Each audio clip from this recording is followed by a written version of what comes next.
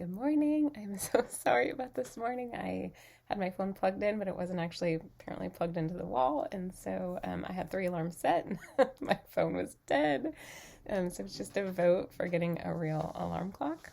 But I'm so sad that I missed you all. I love talking about our thoughts because this business is all between our ears, right? It is all up here. And so if we can get a hold of what's going on up here, it can really change the trajectory of our business. And I'm saying that as somebody who is still working through all of these things, as someone who has gone through a lot of them. But the thing is, it's never ending because you're just going to reach new levels in your business, new places, and you're going to have new stories. So it is a skill that you will always use, that is always going to serve you. It's going to serve you in your business, it's going to serve you in your family.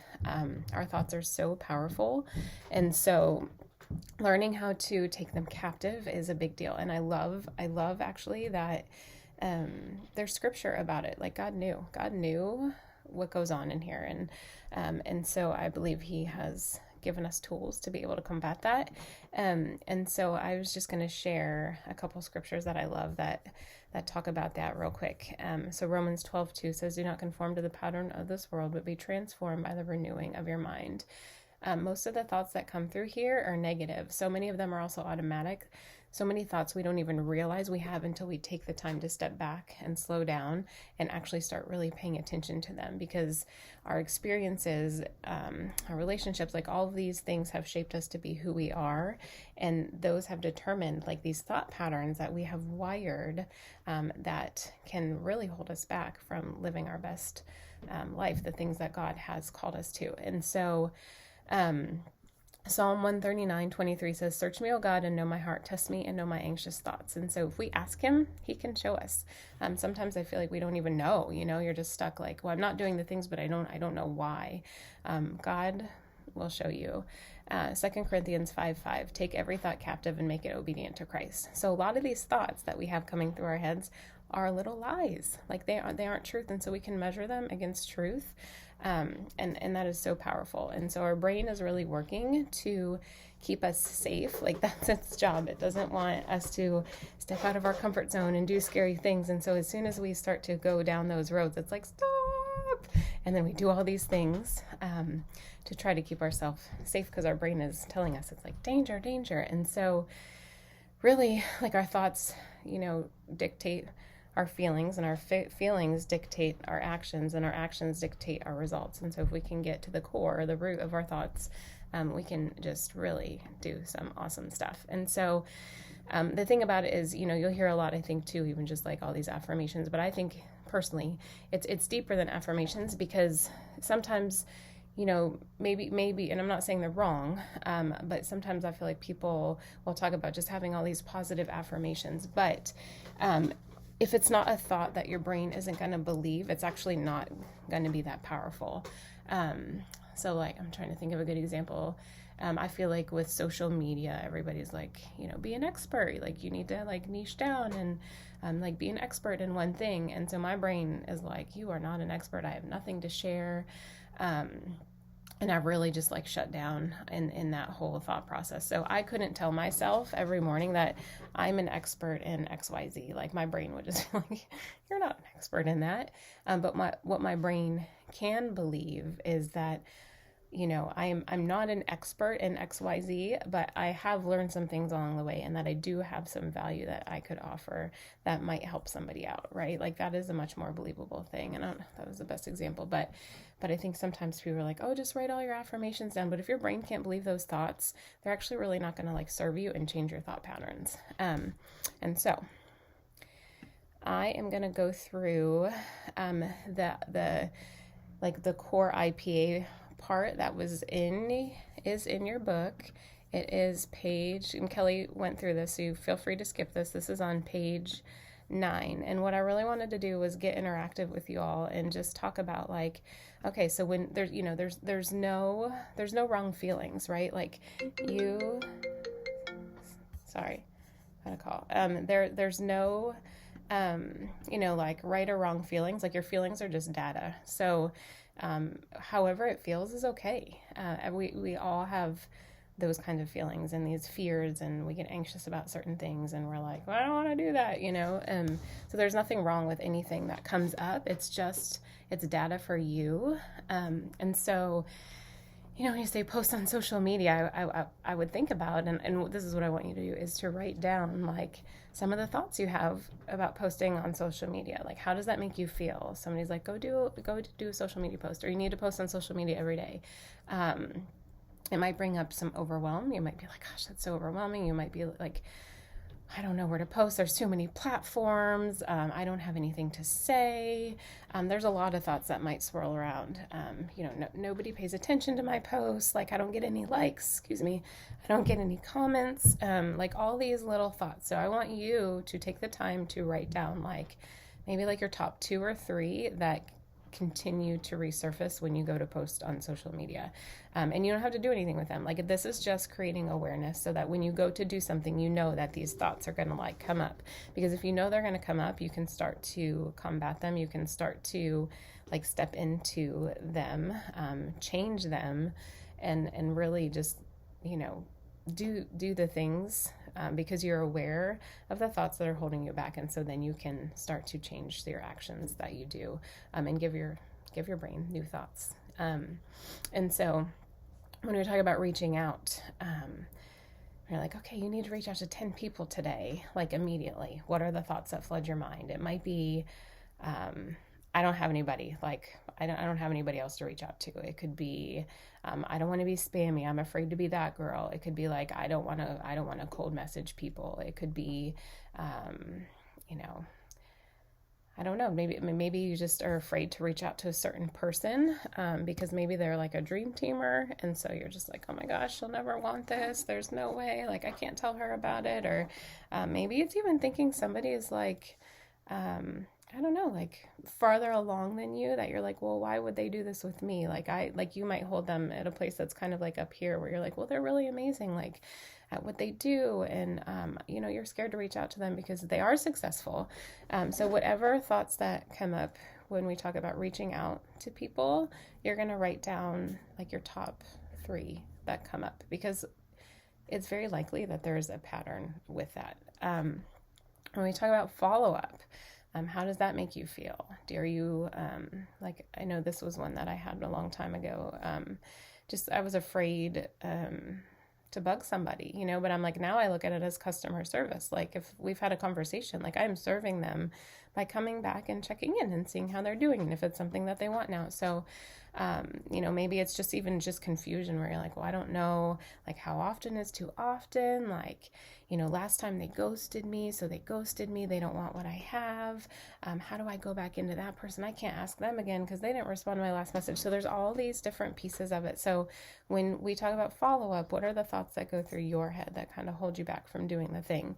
And then the last one, expanding your network. When we say you got to expand your network, you got to keep connecting with people. What are the thoughts that kind of download in your mind? Are you worried that people think you're just going to friend them to sell them something? Because that has happened to you. I know Kelly talked about that, and it's the worst. Is it that you don't like talking to people? Is that you feel like it's spammy?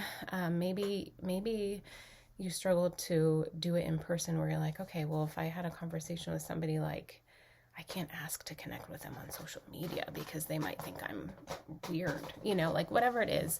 We all have these thoughts. Like one of mine when I'm like friending people on Facebook is that they think that I'm literally just connecting with them to sell them something. And so, that is a fear that I have, because I'm like, I don't want that to be their thought about why I'm connecting with them, And so I think being able to recognize these thoughts that go through our mind when, we're about to do the things that move the needle in this business, and then writing them down so that you have an awareness about them. And then Amy is actually going to walk us through more of like, okay, like how can we navigate through these thoughts, and how can we change them so that they serve us instead of hold us back?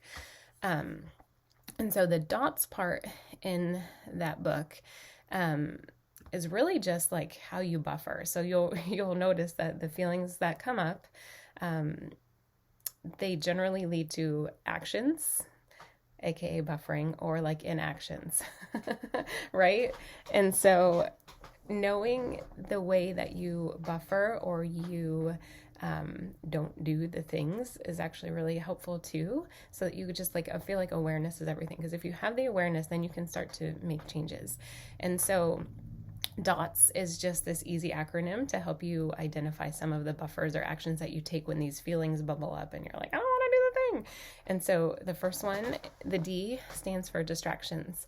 And so this is really anything that can like take your mind off of the thing that you need to do, and you know you need to do it, but you just don't want to do it. So maybe it's just like your kids, that they're like, you know what? I haven't hung out with my kids. I need to go hang out with my kids today. Maybe the phone rings and you're like, you know, you're about to do your work for your business, but you are kind of like, I don't want to do this. And so the phone rings and you're like, I'm just going to take this call.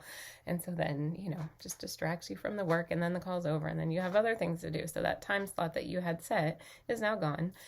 Maybe it's just like laundry. You're like, oh, you know what? I got a lot of laundry to do. Maybe it's gardening. It really could be so many things. Like one of my things that I do is, like if I'm really struggling, I'll go like find a drawer or a closet or something, and I will organize it, because it makes me feel like I did something productive and I got something done. And so I sometimes buffer with like organization and cleaning, which is, you know, but I know that about me. So I know if I have the like the feeling that I want to go do that, like I know exactly that I'm avoiding the things that I need to do.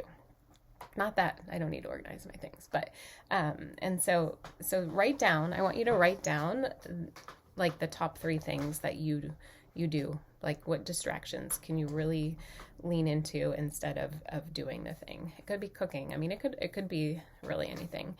The O is opting out. So it's kind of like, oh, you know, like I'll get to that tomorrow. I think I'll do that tomorrow. You know, you just kind of like give your brain an out. And I think one of the biggest things is like, you just got to have the mentality of there are no back doors, because if there are back doors, you are going to slip out the back door. But if it's only doors in front of you, you step into them. You just keep stepping into the new door. You're going forward, right? You will always take a back door, because your brain is all about safety. So don't let there be a back door, because you'll find it. You'll do it tomorrow. You know, anything to avoid activities, right? Maybe you would avoid and anything that would lead you to do the things, right? So it could be activities, avoiding interest. It could be like avoiding certain people because you're afraid to talk to them, or maybe they started the products and they didn't talk to you about their experience, and so then you kind of like avoid them because you don't really know like what to do. And you know, for me, I think it would be maybe avoiding social media.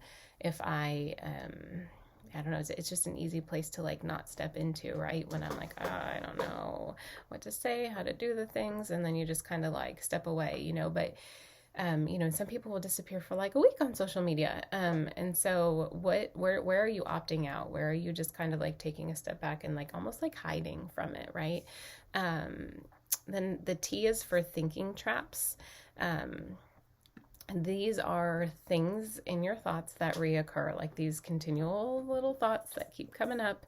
You know, so maybe it's, you know, I don't know what to say. I don't have any value to add. What if she thinks I'm pushy? I don't want to be that girl. It's like any negative self-talk that comes up.